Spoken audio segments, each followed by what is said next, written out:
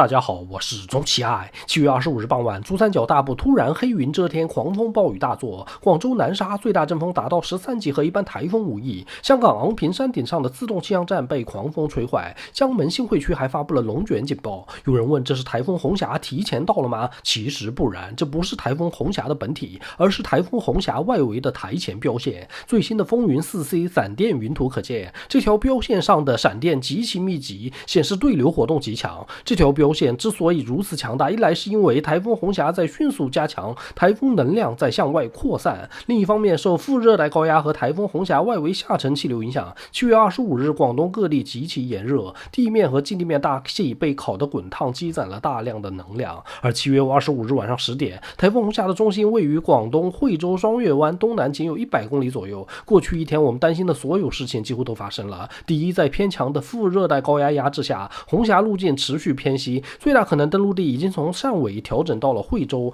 登陆深圳、大鹏半岛东部的可能性也不能排除。第二，正是因为路径偏西，红霞获得了更多的发展空间。7月25日，它经历了迅猛增强，可能会在登陆前几小时加强为强台风，并以巅峰姿态登陆。最大可能是7月26日凌晨在惠州双月湾或深圳大鹏半岛附近登陆，有可能成为2003年杜鹃台风后登陆这一带的最强台风。第三，在红霞本体发展的同时，它南侧的季风云尾也在快速发展，在红霞登陆后大概率尾随红霞进入广东境内，而红霞登陆后速度又放慢了，这又有点像美沙克台风进入广西后发生的事情。正因为此，广东面对的是一个风雨皆强的台风，绝对不是所谓的小台风。尤其是台风中心附近以及右侧危险半圆上的惠州、汕尾、深圳东部将有破坏性的狂风，大亚湾、红海湾风力有可能接近2013年超强台风天兔创下的历史记录。而更需要注意的是暴雨。根据中央气象台最近预报，台风中心附近及右侧的惠州、汕尾、揭阳和汕头西部将有特大暴雨，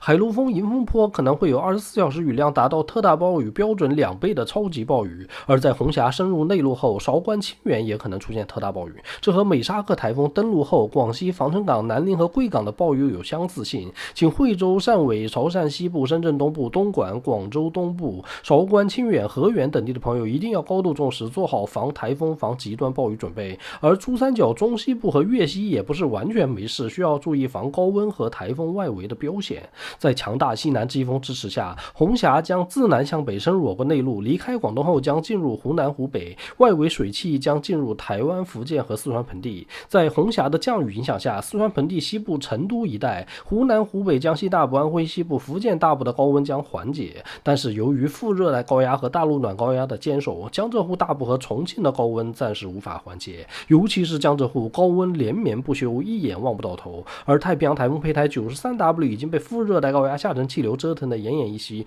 与此同时，遥远的中太平洋正有一个飓风胚胎发展，若它在中太平洋获得命名，将成为飓风拉拉；但是如果它移动到西北太平洋再获得命名，就有可能成为13号台风白海豚。好了，感谢收看本期节目，建议关注中期海并一键3连，我们下期节目见。